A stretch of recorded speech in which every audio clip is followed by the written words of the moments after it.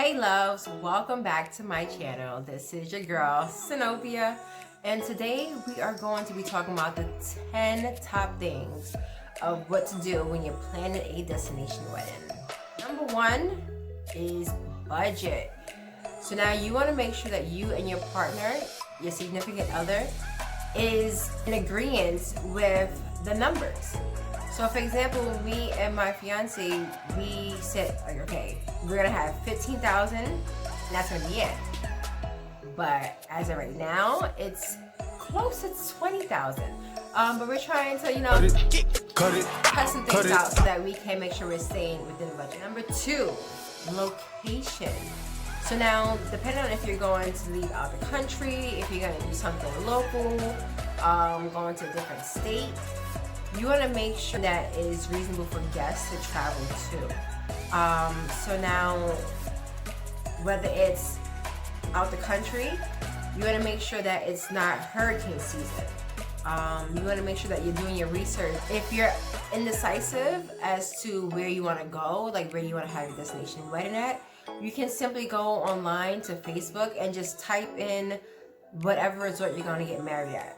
For us, we're getting married at the Royalton Negril in Jamaica. So what I did was I typed up on Facebook, Royalton Negril brides. And best believe me, they had a group and they had other groups as well. Number three, picking a date. Picking a date that does not fall on a holiday weekend, probably. For us, we did that. Make sure that it's not going to break the bank of your guest. So holiday weekends is going to be a little tricky because the flights cost more, the resort might cost more, so you just want to do your diligence and check those things off to make sure that they are going to be the right price and the right date. Number four is affordability. You want to make sure that not only you can afford it, but your guest that's traveling to the destination wedding, whether it's outside the country or whether it's to a different state. If it's an all-inclusive, that would be like the best thing to do for your guests, where the drinks and food are included. If you're going to do a resort that does not include these things, you have to be mindful and think about your guests. Like, I know I said this before, but it's so important. You don't want your guests to have to pay out of pocket for their meals every single time. Breakfast, lunch, dinner, snacks, their drinks. Who's not gonna want to drink? So just be mindful of these things. A wedding planner. You are in a different state. You're in a different country than where you're getting married. You want to make sure that the wedding planner that you have out there is, they know their stuff.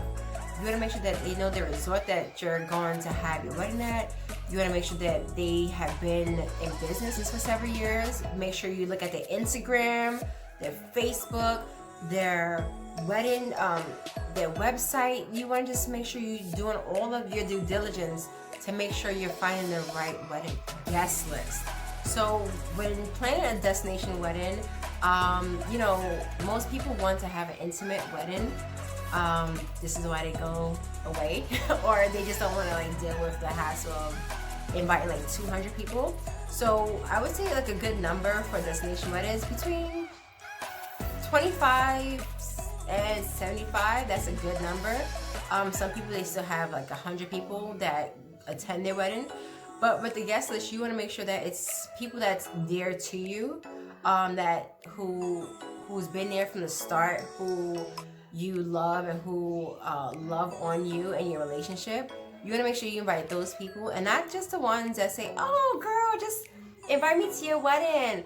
Oh, I know you guys are gonna get married. Put me down for a plus one." Plus one? No, honey, it does not work like that.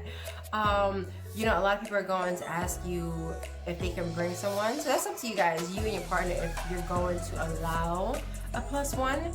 I know that planning a destination wedding, it can be pricey, especially with the add-ons. So you just want to make sure you and your fiance have a max and a cap. Like, okay, we're not gonna go over 75 people, because once you go over 75, it's gonna cost you more. Number 7, vendors. You wanna make sure that the resort that you're getting married at is going to allow you to have vendors. So with the resort that we chose, we cannot have certain vendors come in. So we cannot have a florist to come in. We cannot have a wedding planner come in to, you know, decorate and make it look all pretty and fancy. We can't have that because they have a contract with a florist and also their on-site team to do the decorations.